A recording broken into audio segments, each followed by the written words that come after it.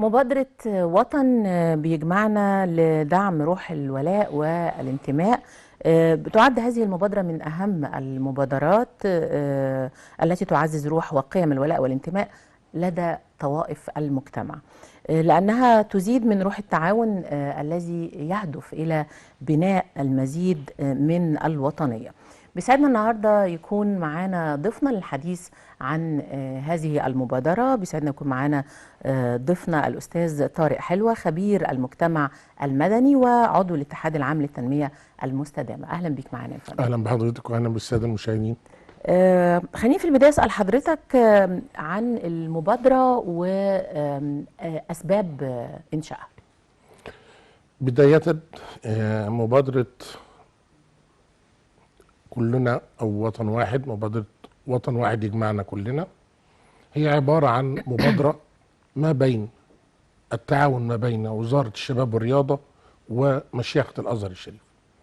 وزارة الشباب والرياضة مع مشيخة الأزهر الشريف مع الكنيسة القبطية، الثلاثة بيعملوا مبادرة وطن يجمعنا. كلمة وطن يجمعنا تعني جميع طوائف المجتمع، مسيحي ومسلم، وإذا كان في حد له حاجات أخرى يعني. لكن بداية هذه المبادرة إيه سببها؟ إحنا عارفين إن مصر مستهدفة من حاجات كتير.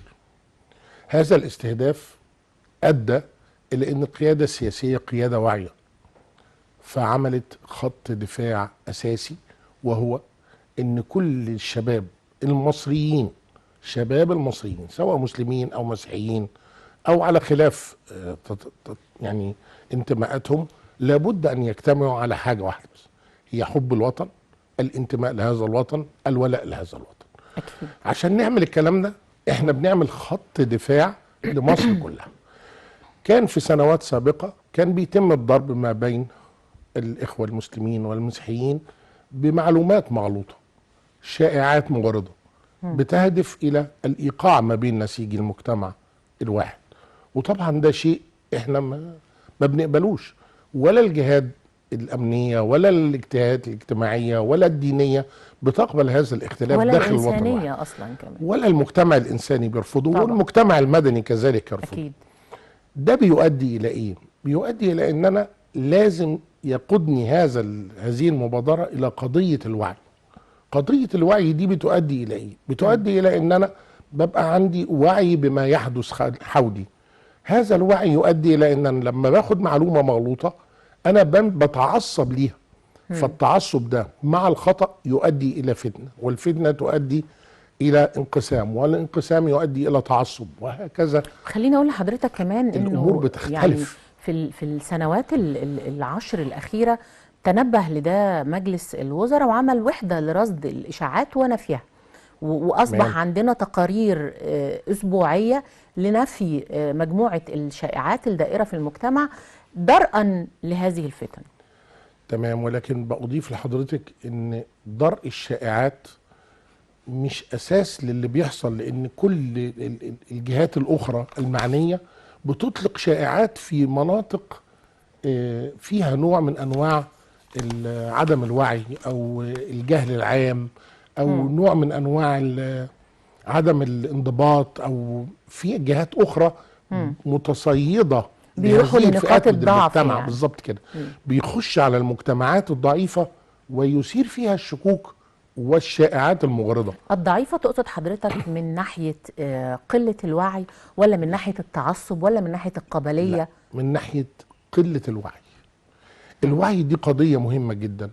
أنا لما أقول لحضرتك مثلا موضوع بسيط، المية اللي بتشربيها من الحكومة دي ملوثة، قضية تمس الكل. وانت حضرتك لو جبتي قطنه وحطيتيها هتلاقي فيه نسبه ترسيب. نسبه الترسيب دي ناتجه من المواسير اللي عند حضرتك، اللي في البيت، اذا كان قديم او بخلافه، او ان انت ما اتبعتيش الارشادات الصحيه. لكن هتجد لهذه الشائعه تاثير ممكن تستجيبي ليها. لكن في الوضع الحالي هتبص تلاقي ان مرفق الميه بيطلع مياه نظيفه تماما، وفي نفس الوقت انت جاتلك الاشاعه ان فيها نسبه تلوث. انت هتصدقي مين؟ لو ان انت في بيت قديم هتصدقي هذه الاشاعه، لو ان انت في بيت حديث وبيستخدم النواسير والإسرين ومراعاة الدقة والحاجات مش البي بي سي هصدق الجديدة، الكلام ده. فمش هيجي لك الكلام ده. يبقى الناس دي هتصدق هذه الإشاعة في هذه المنطقة، يوم يحصل اختلاف ما بين مرفق المية وما بين الناس وتبتدي مشكلة كبيرة وهكذا. الموضوع مختلف تماما. هقيسوا بقى على النواحي السياسية. لا والله ده الجزئية دي عند ما يحدث حولنا، لا ده هم على حق، لا ده احنا مش مظبوطين، لا ده احنا لازم نفتح، لا ده احنا ما نفتح. الامور اختلفت. صحيح. وبالتالي الانقسامات دي، احنا هذه المبادرة تدعو الى عدم الانقسام والوقوف وراء الوطن صف واحد، قلب رجل واحد، تعليم واحد، ثقافة واحدة، وعي كامل. اشاعات غير سليمة بتؤدي الى هذا الانقسام وهذا التعصب. احنا هذه المبادرة مهمتها محاربة هذا التعصب وهذا الانقسام والائتلاف ما بين نسيج الوطن الواحد ما بين المسيحيين والمسلمين ومختلف الجهات. طب خليني أسأل حضرتك سؤال بصراحة، هل حضرتك شايف انه الشعب المصري يحتاج في هذه الآونة إلى تعزيز قيم المواطنة؟ اكيد. ليه؟ قولي. اقول لحضرتك، احنا قدام قيادة سياسية وقفت للعالم كله وقالت مصر خط أحمر وحدودها خط أحمر. العالم كله واقف ضد مصر وعايز يشيل دول من هنا يجيبهم عندنا. معنى انه يشيلهم عندنا فأنت ممنهج عليكي نوع من أنواع التكتل الغربي كله ضد هذا البلد لعدم موافقتهم الرأي. اللي ما بيمشيش معاهم بيقفوا ضده. طب عشان أنا أقف وأقول مصر خط أحمر ومحدش يجي عندنا، لازم جوه الوطن يكونوا فاهمين هذه القضية. لازم يكون عندهم وعي. انا بقول لا ليه كقيادة السياسية، انا بقول لا ليه عشان ما حدش يخش لي يعمل لي فتنة طائفية جوه البلد، بقول لا ليه عشان ما حدش يعمل لي فتنة تؤدي الى انقسام داخلي سواء في اي مكان اخر، في الجامعات، في المدارس، في العمل، في الشارع. كل ده موضح وموجود. لازم انا اوقف هذا الموضوع. طب هوقفه ليه؟ عشان وحدة الوطن ولحمته والتعاون. وفي نفس الوقت انا بضرأ عناصر كتيرة جدا بدفعها على هذا الوطن. الارهاب ده بيجي نتيجة المعلومات الخاطئة لدى الشباب. الشاب بياخد معلومة غلط بترسخ في اذنه او في دماغه او في رأسه، ثم يبدأ في الدفاع عنها كقضية خاصة به هو، في حين ان هو من الاصل المعلومة غلط والاشاعة اللي واصله له غلط، وبالتالي بيجي ياخد غلط. عشان انا اعدل ده لازم اديله وعي. الوعي ده انا بعمله منين؟ من خلال المبادرة. طب واشمعنى الشباب؟ الشباب هو حاجة مشتركة ما بين الدين والرياضة. وزارة الشباب بتملك الشباب في الرياضة، ومشيخة الازهر كهيئة اسلامية عليا طبعا في العالم كله بتملك الشباب الاسلامي. في نفس الوقت المسيحيين برضو عندهم نفس الكلام الشباب. فبنعمل لحمة ما بين الثلاثة بحيث ان كلهم يتدربوا على ايه؟ على محاربة الاشاعات، محاربة الفساد، محاربة المعلومة الخاطئة، محاربة الاتجاه الخاطئ ضد الدولة، محاربة ان انا لا انتمي الى بلدي. لازم انتمي الى بلدي ولازم احب مصر ولازم ادافع عن مصر ولازم يبقى كلنا ايدنا في ايدين بعض. ولازم احس ان مصر بتعمل لي مش بتعمل ضدي. لازم احس ان مصر هي الكيان الذي يجب الدفاع عنه، مش الكيان اللي انت لازم تهاجمه. في شباب كتير بيقولوا احنا محتاجين نحس بالانتماء عن طريق ان احنا نحس ان احنا بننتمي لهذه البلد ويكون عندنا الفرص الكافية عشان نحس بهذا الانتماء. هل حضرتك مع الربط بين فرص العمل والانتماء؟ لا، فرص العمل شيء والانتماء شيء. الانتماء يبدأ منذ الصغر من الأسرة المصرية. الأسرة صحيح. المصرية بتنمي ابنها على حب هذا البلد. الأسرة المصرية تنمي ابنها على حب الأب والأم والجد والأسرة والبيت والشارع والمنزل والعربية. صحيح. كل ما تتخيليه من حب داخل الأسرة بيبدأ أولا. مش بقى أنا خدت إيه من البلد. بالظبط كده. أنا يعني مش هقول الأغنية ما تقولش اديتنا مصر، قول هندي إيه لمصر. أنا مش في الجزئية دي. أنا بتكلم إن الحب والانتماء والولاء للبلد بيبدأ من الأسرة المصرية. طب الأسرة المصرية دي إذا كانت الأم مش هتقدر تدي هذا الحب وهذا الانتماء للابن او للطفل او للبنت. هنروح فين؟ يبقى احنا محتاجين توعية للأسرة. طب الأسرة دي هتاخد الوعي منين؟ في عندنا وزارة التضامن الاجتماعي، في عندنا وزارة التربية والتعليم، في عندنا وزارة الثقافة، في عندنا القوة الناعمة، في عندنا حاجات كتير قوي لاستغلال هذه الموضوعات كلها لحب البلد وانتماء أبنائه إليه والدفاع عنه. احنا في هذا الوقت مطلوب مننا هذا، لان احنا مش هنسيب القياده السياسيه تقف لوحدها، خلينا لابد برضو من كمان مؤازره الناس كلها نذكر لهذا حاجة القائد. مهمة يا بالظبط. فندم، وهي انه في ظروف استثنائية بتمر بيها مصر في الوقت الحالي، وخصوصا انه زي ما حضرتك قلت ان مصر مستهدفة من الجميع. دي حقيقه، دي فالظروف حقيقه ولازم. الاستثنائية الحالية آه. اللي بتؤجج مشاعر الشعب، احنا محتاجين لقدر من التوعية خصوصا للشباب زي ما حضرتك قلت، انهم يبقوا واثقين في القيادة السياسية، ما يكونش عندهم آراء شاطحة زي ما احنا بنقول لا يعلمون مدى عواقبها ايه. انا عايز اوضح لحضرتك في الجزئيه دي حاجه اسمها التعصب.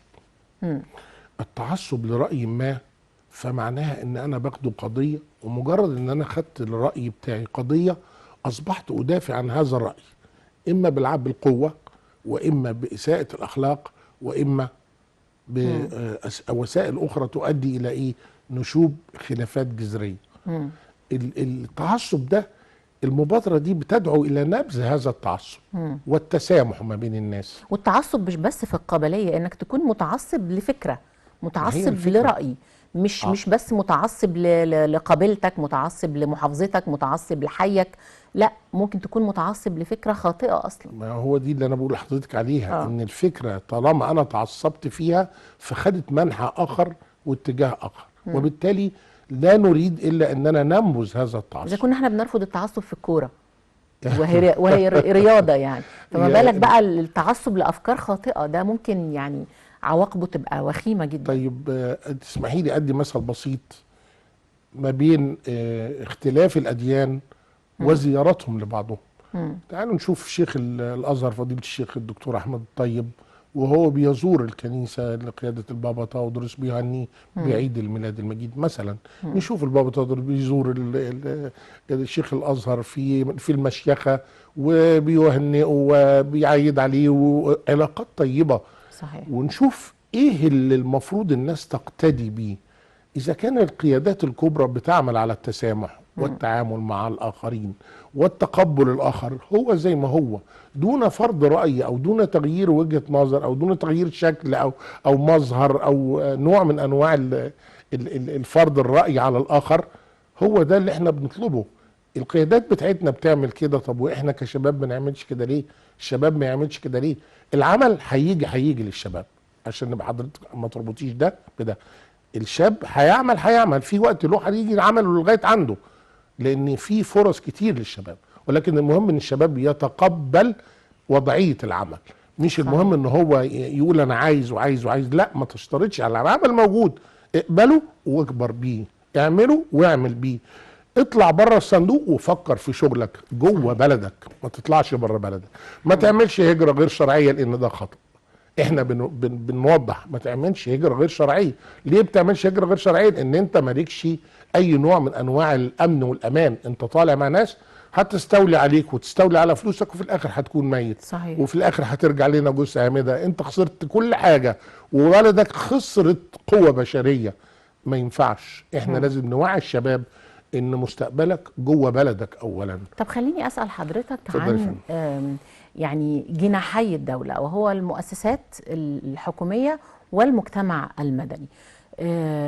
ازاي تقدر مؤسسات الدوله انها تحفز الانتماء والولاء عند الشباب الاول، وبعد كده نتكلم عن منظمات المجتمع المدني؟ طيب، عند الشباب، سن الشباب بيبدا من بعد ال 15 سنه 20 سنه لغايه 35 سنه. المرحله العمريه دي تقع ما بين المدارس الثانويه والجامعه وما بعد الجامعه. دور المدارس الثانويه بيفتحوا لهم كل انواع التوعيه، في محاضرات عن مصر، عن بلدنا، محاضرات عن ايه هي مصر، مساحتها، مواردها، قيادتها، مؤسساتها، شغلها، دورها ايه اقتصاديا، هم وضعهم ايه اجتماعيا. الكلام ده بيبدأ في المدارس ثم ينتقل إلى الجامعات. الجامعات ليها دور كبير جدا ما بين الشباب، واحنا عارفين دور الأسر واستقطاب الشباب اتحادات الطلبة. والأنواع المختلفة من الأفكار السياسية، سواء البناءة أو الغير هادفة، بتجذب الشباب. حاجة جديدة هو ما شافهاش، فبينطلق يا إما يمينا يا إما يسارا. الوسط ده بيبقى قليل، اللي هو الإنسان المعتدل، اللي هو معتدل ما بين الأفكار الهدامة أو الأفكار الجيدة، بيبقى معتدل. المعتدل ده بيبقى ناتج عن الأسرة المصرية الأساسية اللي هي ادته إنه إذا هو حضرتك وسطية شايف في إنه الحياة. البيز الأساسي والقاعدة الأساسية الأسرة لزرع الوطنية هي الأسرة، بداية، يليها المدرسة. يليها المدرسة ثم الجامعة ثم وزارة الشباب والرياضة. لأن الشاب وهو إنسان قوي كده، الإنسان لما بيحس إنه هو قوي وعنده قوة رياضية وعظيمة، فبيمشي في الشارع بقى ما حدش قدي، أنا حاجة جامدة كده. الدنيا دي هنا وزارة الشباب بتطوعها إما في لعبة رياضية، إما في إنك مراكز تلعب باسم الشباب، بلدك إما وتتكرم تلعب باسم كورة، بلدك. إما تلعب تجديف، إما تلعب باسكت، إما تلعب هوكي. العب اللعبة اللي أنت بتحبها وتحس إنك لقيت نفسك فيها. وزارة الشباب مفتوحة وعاملة كل ما ومراكز تتخيل، الشباب في كل حتة في موجودة في أرجاء كل مكان. الجمهورية. إذا وزارة الشباب الدولة بتعمل اللي عليها، بس يتبقى ان الشاب نفسه يسعى للدخول الى هذه المراكز. يعني المركز الشباب مش هيروح يخبط على البيت ويقول له تعالى لا أكيد. العب، لازم انت أكيد. يكون عندك طاقة زي ده، فهتروح تفرغ هذه الطاقة فين؟ في مركز الشباب وطول او الوقت في نادي بنقول انه الموقع او الالكتروني الجيم لوزاره زي ما الشباب بنقول. موجود، تقدروا تدخلوا عليه في اي وقت، عليه كل الاعلانات لكل المشاركات الرياضيه، لكل انشطه وزاره الشباب والرياضه بما فيها الثقافيه والفنيه والادبيه والرياضيه والاجتماعيه، وكل اشكال المشاركات في شتى المناحي. الموقع الالكتروني لوزاره الشباب والرياضه موجود، انت بس يا دوب هتكتب بس على جوجل موقع وزاره الشباب والرياضه هتعرف كل الانشطه. لكن في ناس تقول لك اصل انا ما بعرفش هم بيعملوا ايه، اصل انا ما حدش قال لي. ما عادش لا، فيه في ما الزمن هو اللي احنا فيه بقى الكلام ده. الجهل ده ملوش عذر صراحة يعني. صحيح مع صحيح. في ضمن وسائل السوشيال ميديا كلها، وفي ضمن وسائل الإعلام والمرئية والمسموعة والتويتر أو الإكس أو الفيسبوك، أو ما فيش حد صحيح. يقول أنا ما أعرفش. كلنا نعلم هذا، وكلنا لابد أن نشهد بهذا التطور الحادث في جمهورية مصر العربية من وسائل تقدم. كل الناس بقت وحدة واحدة، اللي بيحصل هنا بيحصل هنا، في ثانية بيكون كل العالم وحدة واحدة. ومراكز الشباب مشاكل. والرياضه كمان بقت دلوقتي بتضاهي الانديه اللي بملايين، يعني فيها كميه اجهزه وفيها اماكن تقدروا ان انتوا تلعبوا فيها ومتاح فيها كل الانشطه الرياضيه. بجد حاجه تفرح. وبنضيف بقى ده دور وزارة الشباب والرياضة ودور وزارة التربية والتعليم. طب ومشيخة الأزهر الشريف بتعمل دراسات وبتعمل ندوات جوه صحيح. المساجد وجوه الجامعات وجوه جامعة الأزهر، وبتلقي ومسابقات. ندوات إيضاحية، وبتدي دروس في العقيدة، وبتدي دروس في الفقه، وبتدي دروس في العبادات، وكل ما تتخيليه موجود. صحيح. إذا يتبقى على الإنسان اللي هو شباب إنه يتعب نفسه شوية، سواء عايز يروح وزارة الشباب، عايز يروح مشيخة الأزهر، عايز يروح الكنيسة للاعتدال، كل واحد حر، مفيش فيها حاجة، دي حرية. احنا ما بنقولكش عليك انك تعمل كذا، لكن في وسط هذه الحرية وفي وسط اختلافات الآراء لازم حضرتك تبقى عندك حب وولاء وانتماء لهذا الوطن الذي تعيش فيه. صحيح. ليه لازم تدافع عنه؟ ما تسيبوش لحد يعمل له حاجة غلط وانت واقف تتفرج، ما تسيبش غيرك يعمل الخطأ وانت واقف، ما تتجهش اتجاه سلبي، بلاش الطاقات السلبية، خليك في الطاقات الإيجابية، اقف ودافع عن بلدك، صدقني كل الناس هتحترمك، كل أنا الناس والله يا هتقدرك. فندم في الآونة الأخيرة لاحظت في أمر كده لتغيير الانتماء، بس هو غريب جدا بالرغم من تفاهته، إلا أنه مؤثر جدا في قطاع كبير جدا من الأطفال والشباب، وهو بعض الفرق الأجنبية اللي استحوذت على انتماء الشباب، أنهم بقوا نفسهم يبقوا بنفس جنسية الفرق دي، ونفسهم يسافروا ونفسهم يعيشوا هناك عشان الفرق دي عجباهم جدا، عشان الفرق دي بتخاطب الشباب اللي في سنهم، وعلشان قد ايه هم فاهمين نفسيتهم اكتر من اي حد في الدنيا. فتلاقي اطفال، اللي البنت اللي تقولك انا نفسي ابقى كورية، والولد اللي يقولك انا نفسي اطلع اعيش في كوريا وابقى كوري. حاجات غريبة جدا انه بتزعزع الانتماء بامر تافه جدا احنا نقدر ان احنا ندحضه في ثانيه. صناعه اعلام يا فندم. صحيح. صناعه اعلام، بمعنى ان الاعلام الغربي، بس الاعلام احنا مقصود السوشيال ميديا لا دلوقتي. بالظبط كده. ما هو الاعلام فيه وسائل متعدده كبيره صحيح. جدا، في سوشيال ميديا وفي جرايد مقروءه مقروءه ومسموعه، وفي تيك توك وفي اكس وفي الفيسبوك وفي كل ما تتخيليه، كل ما تتخيليه على جوجل موجود. صحيح. اذا المقصود بيه ايه؟ المقصود بيه ان هم بيحلوا تغيير الهويه، تغيير هويه للمصريين. المصريين يا فندم مستهدفين استهداف عميق، ولن يتم السكوت عنه، لان احنا اوقفنا مسيره الشرق الاوسط القديم الصغير والكبير. الدوله الوحيده الحمد لله، والشعب الوحيد ذو البصمه الثابته من آلاف السنين. تمام، في 30/6. اذا احنا وقفنا وغيرنا مجرى كيان كامل كان الغرب بيعملوا لينا وبيخططوا لينا. كون ان احنا عملنا كده مش هنسلم من العقوبات، ولازم كل انسان مصري يفهم دي. وقفتنا مع بعض هي اللي وقفت كل هذه العقوبات علينا، وبالتالي العقوبات بتدور علينا اقتصاديا، فمحدش يزعل من الاقتصاد دلوقتي، لكن الاقتصاد هيتعدل والسياسه هتتعدل والولاء والانتماء ما بيتغيرش. طب حضرتك ما كلمتنيش عن دور منظمات المجتمع المدني، الجناح الاخر للدوله. الدور الاخر لمجتمعات منظمات المجتمع، ازاي يقدروا يساعدوا الدوله في تحفيز الانتماء والولاء؟ طيب، المجتمع المدني عندنا في جمعيات مختلفه شويه، في جمعيات اهليه وفي جمعيات مدنيه وفي جمعيات متعدده. هذه الجمعيات كلها بتعمل لاعضائها ندوات في هذه الموضوعات. الموضوعات والندوات اللي بتتحدث عنها دي هو كيفية الوقوف مع الناس. يعني دور المجتمع المدني انه بيقف مع الناس. بيقف مع الناس في ايه؟ في مشاكلهم، في حياتهم، في اوقاتهم ما يضيعوهاش، في الاستفادة من اعمال يدوية، تطوير المجتمع نفسه، ايجاد نوع من انواع التنمية المستدامة لربات البيوت، للغير عاملين. كل ده المجتمع المدني بيعمله. بتحسسهم ان في ناس في بلدهم حاسه بيهم ومهتمه بيهم. ده دور المجتمع صحيح. المدني. دور المجتمع المدني لا ينتهي عن ان هو يوزع وجبه او يوزع شغل او يوزع حاجه معينه، لا. دور المجتمع المدني ان هو بينهض بالمجتمع ككل، بيعمل تنميه مستدامه. وانت موجود في بيتك، عندك شغلك وعندك صحتك وعندك مدرستك وعندك ناديك وعندك الجامعه بتاعتك قريبه منك، عندك مواصلاتك، عندك الطرق بتاعتك، عندك اتصالاتك، عندك كل حاجتك. انت دي تنميه مستدامه بتتعمل فين دلوقتي؟ بتتعمل في مصر. المدن الجديده حضرتك اللي موجوده في مصر كلها النهارده بتبقى موجوده بالاعمال بتاعتها. يعني الناس اللي هتقعد مثلا في مدينه زي مدينه العلمين او مدينه المنصوره الجديده او اسوان الجديده او اي مدن من اللي افتتحت حديثا، كلها فيها وسائل التنميه المستدامه. بمعنى ان اللي داخل المدينه ياخد مكان هيقعد وشغله فيه، مش هيطلع يروح بقى يهاجر من مكان الى مكان صحيح. اخر ويشغل الناس. وخلينا نقول كمان يا فندم ان مبادره حياه كريمه هي بالاساس هي مبادره لتعزيز المواطنه.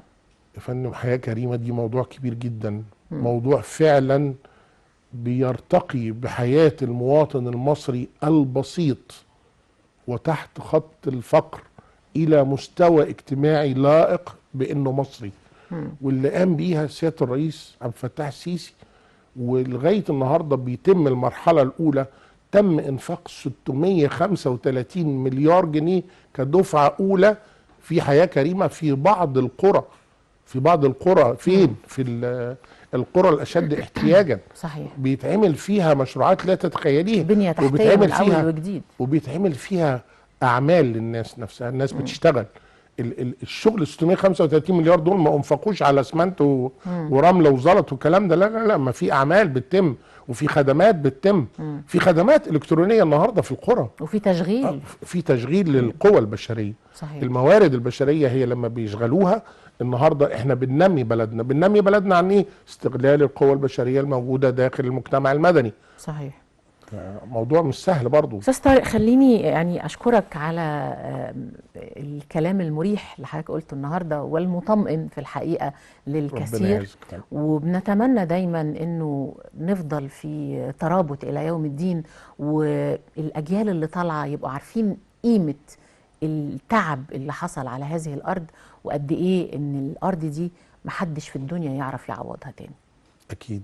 بشكرك احنا جدا. كلنا فداء هذا البلد، وبنعيش في مصر، وبنحب مصر وولائنا ليها، وبنعلم أولادنا وأجيالنا، وعلى كل معلم ومعلمة وطبيب ودكتور ومهندس في مصر إنه ينمي ويربي أولاده على حب هذا البلد وانتمائه ليها وللوطن تحت قيادة السيد الرئيس عبد الفتاح السيسي. نورتنا يا فندم. ربنا يعز مالك شكراً. يا فندم. شكرا، وأرجو إن أنا ما أكونش أثقلت على حضرتك. نورتنا. اتفضلي يا فندم. مشاهدينا، خلصت فقرتنا، لكن احنا لسه معانا 3 فقرات. خلينا نبدأ بفقرتنا الثانية، لكن بعد التقرير اللي هنشوفه دلوقتي. كاميرا نهارك سعيد تابعت المؤتمر الأول لتطوير الصناعة بالجامعات المصرية. تعالوا بينا نشوف هذا التقرير، وبعد التقرير مباشرة هنبدأ مع فقرتنا الثانية.